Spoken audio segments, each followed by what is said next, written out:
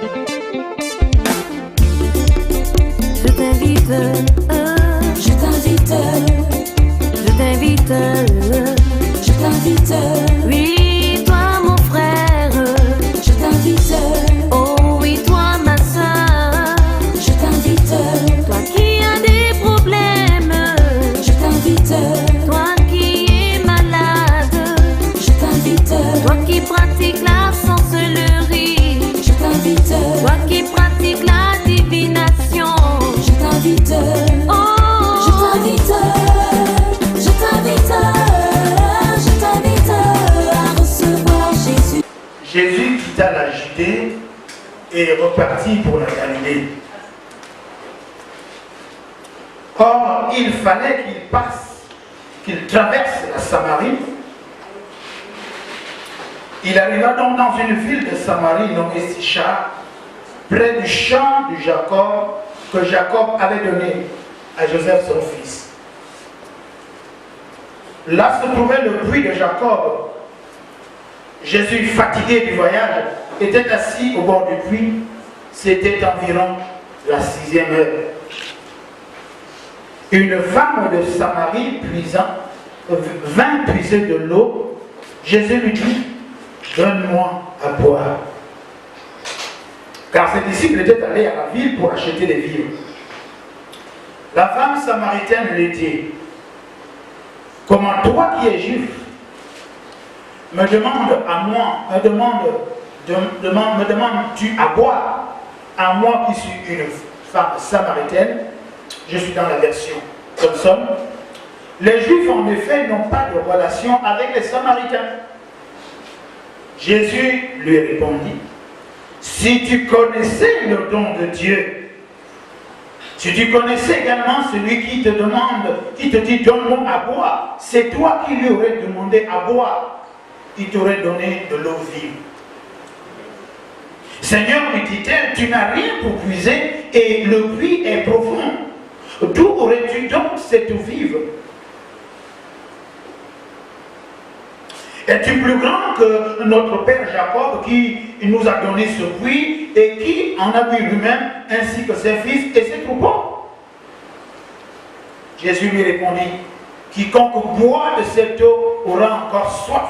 Mais celui qui boira de l'eau que je lui donnerai n'aura jamais soif. Et l'eau que je lui donnerai deviendra en lui une source d'eau vive qui jaillira jusque dans la vie éternelle. La femme lui dit, Seigneur, donne-moi cette eau car afin que je n'ai plus soif et que je ne vienne plus puiser de l'eau ici. Va, lui dit Jésus, appelle ton mari et reviens. La femme répondit, je n'ai pas de mari.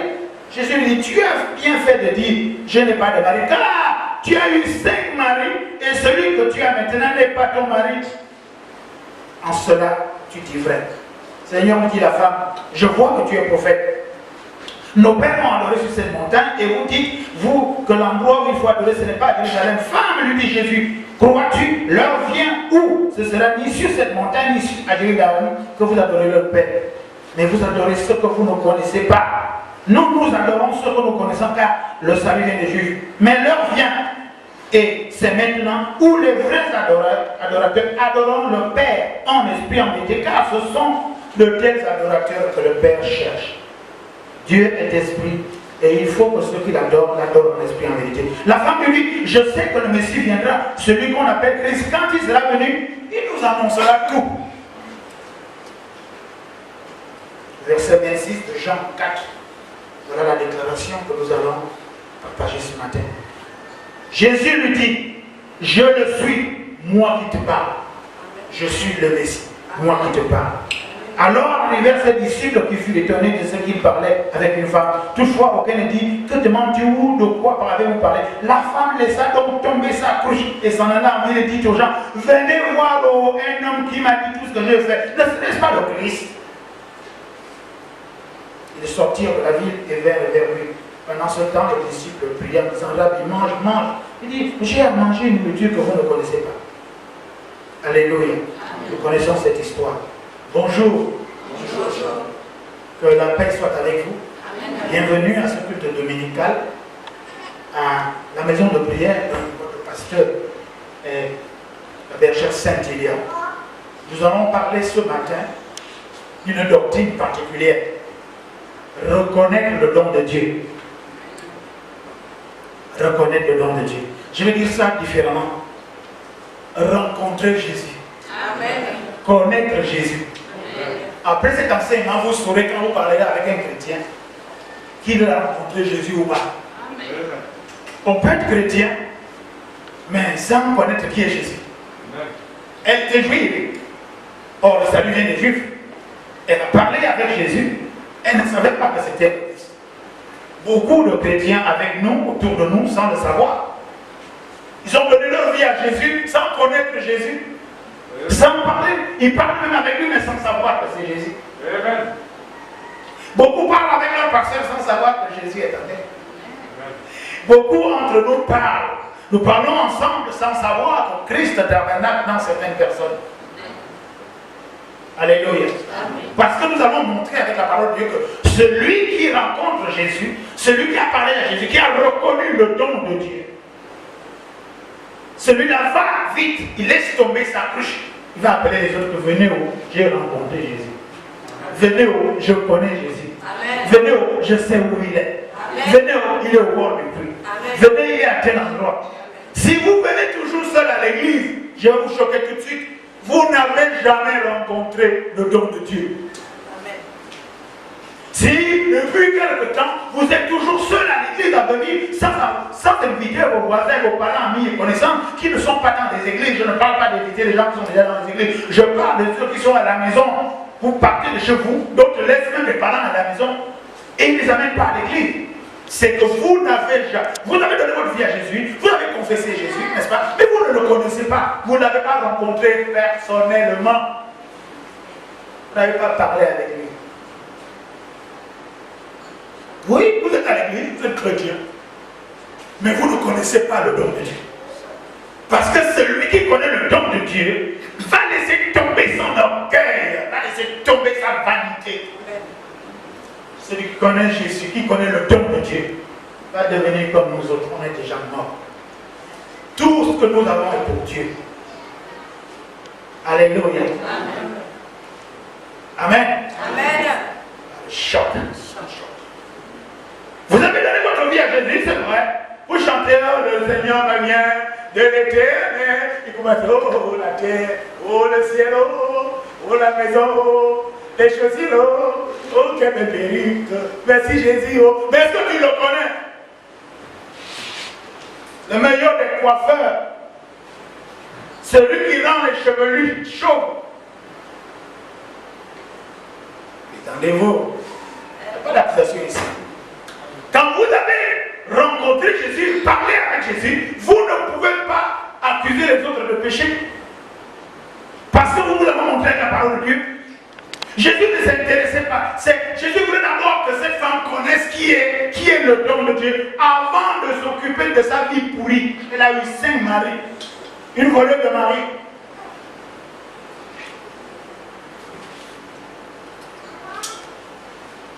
Laisse le mari de Dieu. Laisse les femmes de Dieu. Voleur de femmes de Dieu. Voleur de mari de Dieu. Celui qui a rencontré, dit, je te dis, quand Jésus a dit, c'est moi qui te parle, c'est moi le Christ, la cruche est tombée. Amen.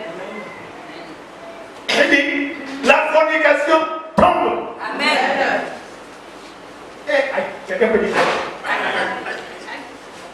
La fornication tombe quand tu parles avec Jésus, quand tu nous dis, oh, voici le don de Dieu, voici la parole de Dieu qui me délivre. La fornication à Bana. Oh, on va s'asseoir. Que Dieu nous bénisse ce matin. Amen. Amen. Amen. Cette affaire de la femme samaritaine que Jésus rencontre au puits de Jacob, nous l'allons visiter encore avec la grâce que Dieu nous a donnée. Béni soit le nom du Seigneur, merci Saint-Esprit. Amen. Amen.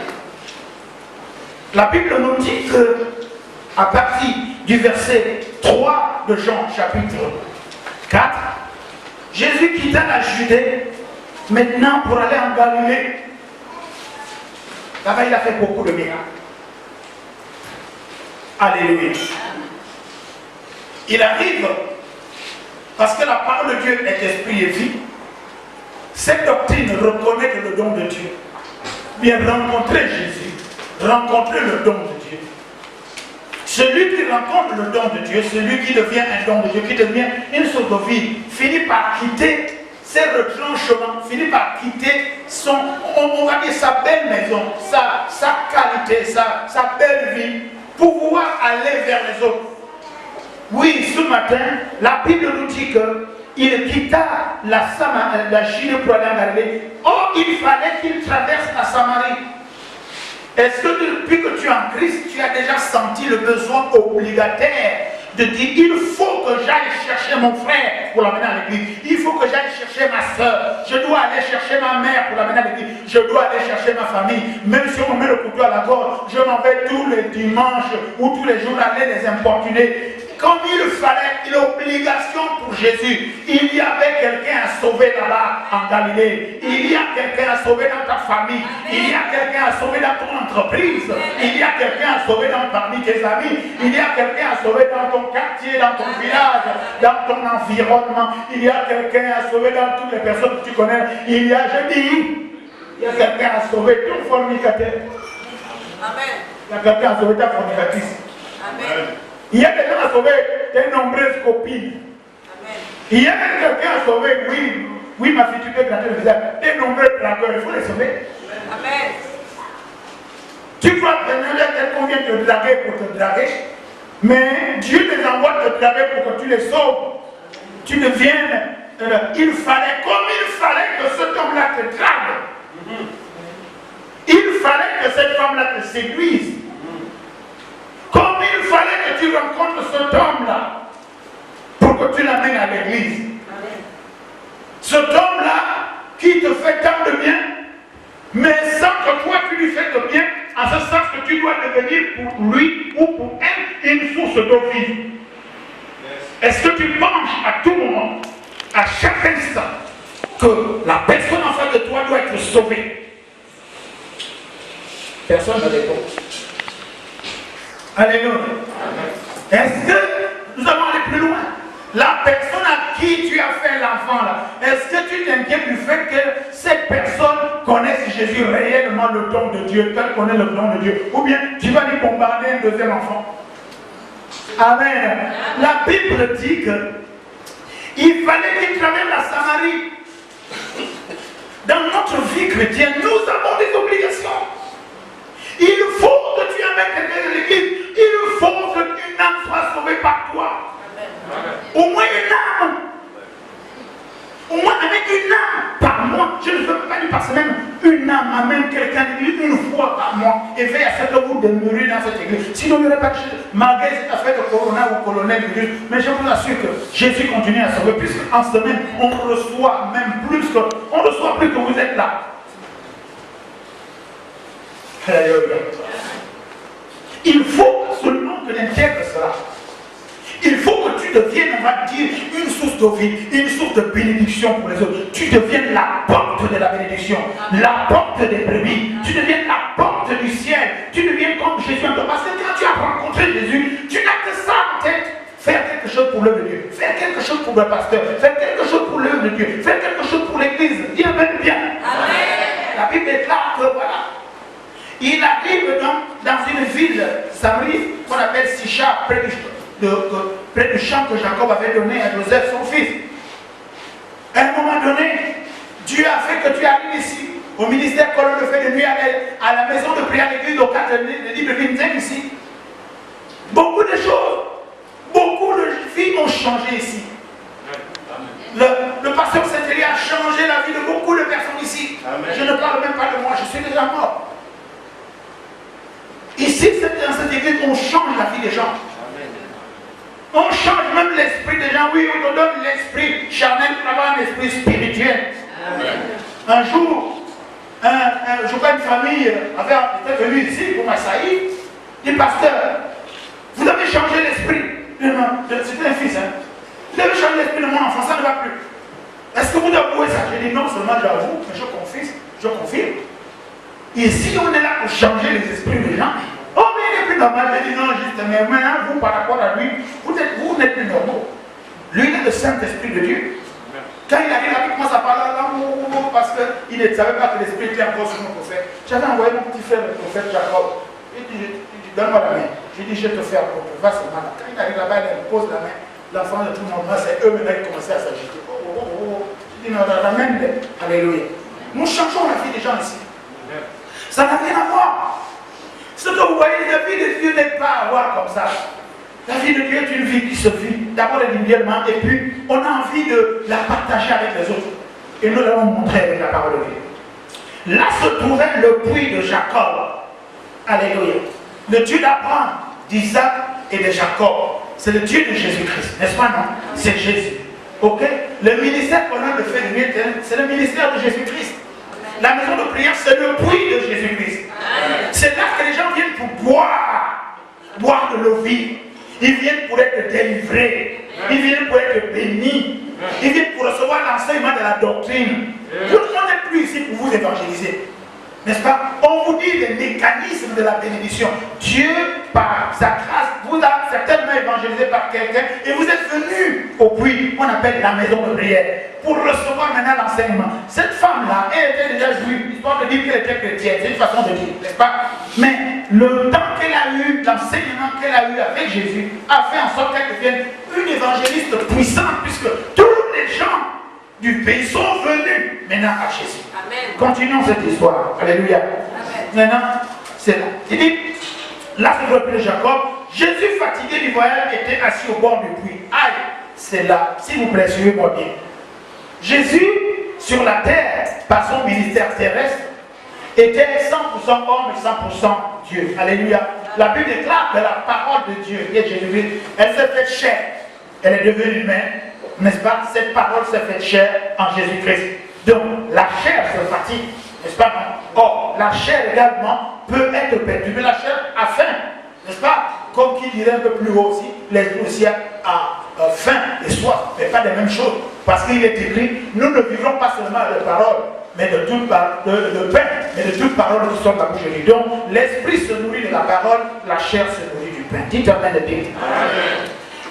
Là se trouvait le puits de Jacques. Jésus était fatigué du voyage parce que Jésus a fait un long voyage. Nous allons parler de la manière des humains. Jésus a fait un long voyage.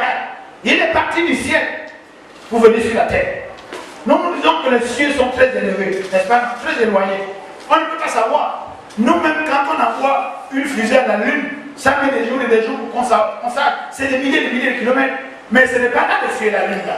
C'est au-delà des cieux. Il y a le royaume des cieux, il y a les cieux des cieux. Donc le voyage est long, je parle là à la manière des humains. Le voyage pour venir à la terre est long. Le voyage pour te sauver est long. Le voyage pour venir dans ta maison est long. Le voyage pour venir au Gabon est long. Le voyage pour venir faire tout ce qu'il a fait sur la terre est un voyage extrêmement long. Et à la manière des humains, à la manière des hommes, et c'est très fatigant. Nous qui voyageons, même si tu voyages en première classe dans un avion et l'autre qui voyage en dernière classe dans un avion, le voyage est fatigant. Alléluia. Amen. Toi qui venais là maintenant avec Transtube pour partir de là-bas, tu finis jusqu'à ce matin, c'est fatigant. Se lever le matin, se laver pour venir à l'église, c'est fatigant. Vous n'avez pas remarqué que c'est plus fatigant de venir à l'église que d'aller au travail? Parce que la chair se pauvre. Yes. Nous avons trois ennemis. Les démons, le monde et la chair. Donc quand tu te réveilles le matin pour dire que tu vas à l'église, tu es extrêmement fatigué. Mais il faut voir lundi matin comment tu es en pleine forme. Et pourtant, tu es allé, n'est-ce pas, à l'Assemblée nationale, là-bas, tu étais au Conseil national des buveurs de Moussoumou, le Conseil des classes. Pourtant, mais lundi matin, tu as la hâte, tu dois aller à ton boulot, on doit te voir à ton poste. Mais dimanche matin, c'est épuisant. Le voyage est long. Le voyage de la restauration spirituelle est long. Le voyage de la délivrance est long. Le voyage de la bénédiction est long. Le voyage prophétique est long. Le voyage de la connaissance de Dieu est long. Le voyage de l'enseignement spirituel est long. Tout voyage est long, le voyage de la vie est long, le voyage pour porter un enfant est long, le voyage pour éduquer un enfant est long, le voyage pour être dans un foyer est long, le voyage pour rencontrer l'homme qui doit t'épouser est long. C'est pour ça que d'autres s'arrêtent en cours de route parce qu'on lui dit que son mari est là-bas à Kanda, mais lui, la personne, elle va s'arrêter là, on va dire, au lycée d'État, à l'aéroport. Alors que l'homme qui doit t'épouser, il t'attend à Kanda là-bas au fin fond premier campement. Pourquoi? Parce que tu as décidé que c'est trop long, il habite trop loin. Mais dans le péché,